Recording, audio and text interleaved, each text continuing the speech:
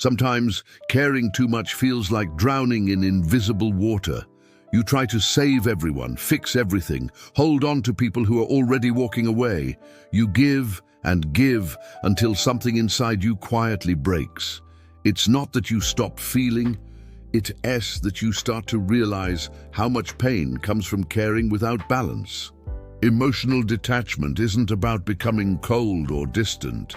It is about learning to protect your peace in a world that constantly asks you to give it away. Most people think emotional detachment means you stop loving, stop caring, stop being human. But that's not true. Detachment in its real form is freedom, not apathy. It's a way of saying, I will love, but I will not lose myself in love. I will care, but I will not collapse when things go wrong. It's emotional maturity disguised as distance, but how do we get to that point? How do we stop caring too much without becoming someone who doesn't care at all? To understand that, we need to go inside the mind, into the layers of psychology that explain why some people feel everything too deeply. It begins with attachment. From childhood, we learn that love means connection, attention, validation. A child who receives warmth and care learns that people can be trusted. A child who receives chaos or inconsistency learns something else, that love is fragile, unpredictable, something to chase and hold on to before it disappears. And so, we grow up craving emotional security like oxygen. The problem is that this craving doesn't go away when we become adults. It just changes form. It turns into overthinking, people-pleasing, emotional exhaustion. We think that caring more will make us more lovable, that giving everything will finally make us enough. But the human brain doesn't work that way. The more we seek approval, the more power we give to others to control how we feel.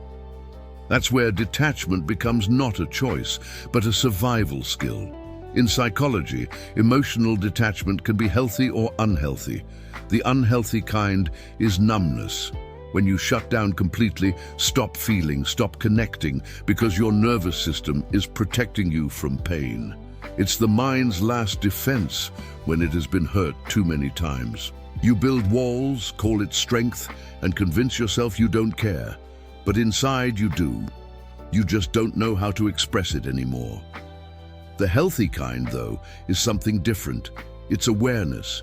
It's when you realize you can't control people, outcomes, or the chaos around you, but you can control how you respond. It's when you stop trying to fix others and start learning how to stay grounded within yourself. It's the quiet power of not reacting to everything that tries to disturb your peace. Imagine standing in the middle of a storm. You can't stop the rain, the thunder, or the wind, but you can decide not to fight it. You can close your eyes, breathe, and let the storm pass without losing your center. That's what emotional detachment feels like. It is not about escaping reality. It's about mastering your internal world so reality doesn't destroy you.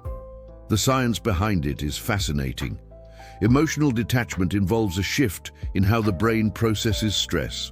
When we care too much, the amygdala, the emotional center of the brain, becomes hyperactive. It reacts to every perceived rejection, every change in tone, every silence. It floods your system with cortisol, the stress hormone, making your body feel like it's under attack, even when it's not. But when you practice detachment, you engage the prefrontal cortex, the rational part of your brain that regulates emotion and perspective. It steps in and says, wait, this silence doesn't mean they hate you. This rejection doesn't define you. You're safe. And slowly, your nervous system learns a new rhythm, one of calm instead of chaos. That's why mindfulness, meditation, and even journaling helps so much with emotional balance. They train your brain to pause between feeling and reacting. They create space, and in that space, peace lives. But detachment also comes with grief, because to detach, you must accept that some things and some people are not meant to stay. You have to release control, and that's one of the hardest things for the human mind to do. We're wired for connection, for certainty, for patterns. Letting go feels unnatural, it feels like loss. Yet in that loss, there's something sacred. There's growth, there's clarity. The more you detach from needing validation, the more you begin to hear your own voice again, the one that got buried under other people's expectations. You begin to see who you are when no one else is shaping you. Emotional detachment is not the death of emotion.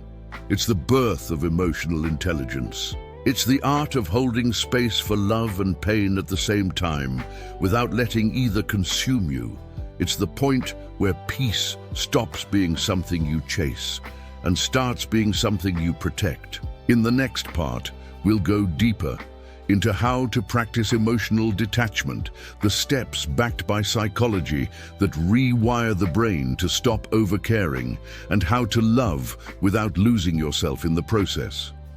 Because sometimes the most powerful act of love is letting go. Learning emotional detachment is not a single decision. It's a journey of unlearning everything you thought love, worth, and peace meant. It starts small. You notice how often you say yes when you want to say no. You catch yourself replaying conversations in your head, trying to understand what you did wrong. You realize that your peace is constantly being negotiated, traded for approval, for comfort, for the illusion of control. And then, one day, something inside you quietly whispers, "Enough." That moment, the moment you realize your peace is not optional, is the beginning of detachment. You stop running after explanations. You stop begging for closure.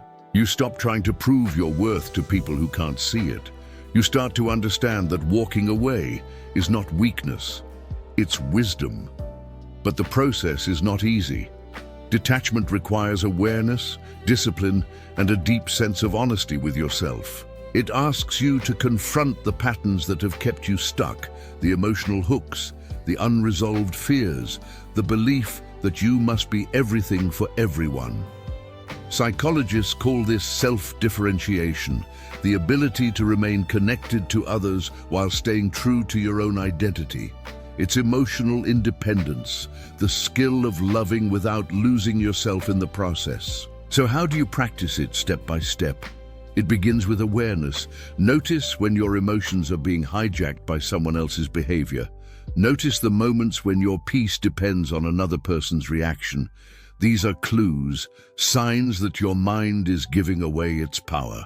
The goal is not to suppress emotion, but to observe it without letting it control you. The next step is boundaries. They're not walls, they're gates. Boundaries protect what's sacred, your energy, your time, your mental space. When you start setting boundaries, people might call you distant, selfish, or cold. That's because your peace threatens those who benefited from your chaos. But you have to remember, peace is not something you owe, it's something you build. Then comes acceptance. Acceptance is the most misunderstood form of strength. It doesn't mean you approve of what happened. It means you stop fighting what already is. You release the illusion that you could have done something differently, that you could have changed someone who didn't want to change. Acceptance is emotional liberation disguised as surrender. Over time, detachment turns into emotional mastery. You still feel everything, but differently. Love no longer drowns you, loss no longer destroys you, and rejection no longer defines you. You stop chasing closure from others because you learn how to create it within yourself. In neuroscience, this shift can be observed in how the brain rewires its emotional circuits. Consistent mindfulness and emotional regulation activate the anterior cingulate cortex, the region responsible for empathy and self-control. The more you practice awareness, the less reactive your amygdala becomes. Over time, your emotional responses become less impulsive and more intentional. You begin to live from a place of grounded calm, not emotional chaos.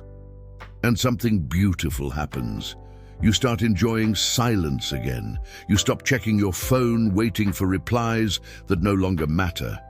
You spend time alone, not because you're lonely, but because you finally feel safe in your own presence. You begin to realize that peace is not found in others. It's cultivated inside you, like a quiet garden that no storm can destroy.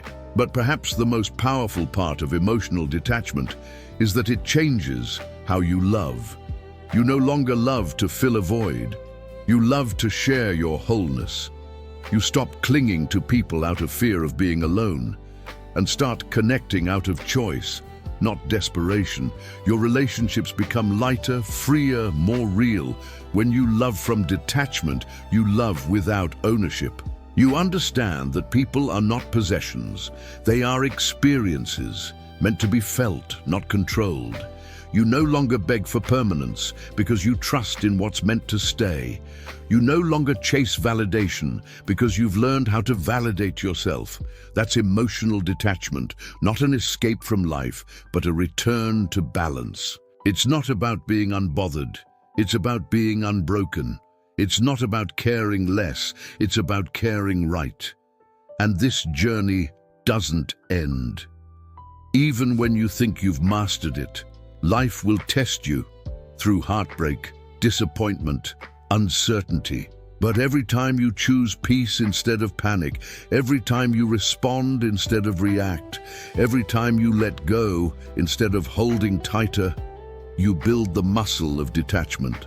And one day, you'll wake up and realize you no longer crave what used to hurt you. You no longer feel the need to explain your worth. You no longer confuse chaos for passion. You'll see that peace isn't boring, it's power. The truth is, emotional detachment is not about becoming less human. It is about remembering that you were never meant to carry the weight of the world on your shoulders. You were meant to feel, to love, to care, but also to breathe, to rest, to simply be. So if you are learning to let go right now, if you're in the process of untangling your heart from the things that drain it, know this, you're not losing yourself. You're finally meeting yourself. And maybe that's what freedom really is. If this message resonated with you, take a deep breath. You're already healing. Remember, peace isn't something you find, it's something you choose. If you want to understand more about the hidden psychology behind emotions, self-worth, and the human mind, subscribe to MindDecode HQ. Because here, we don't just learn about the mind, we decode it.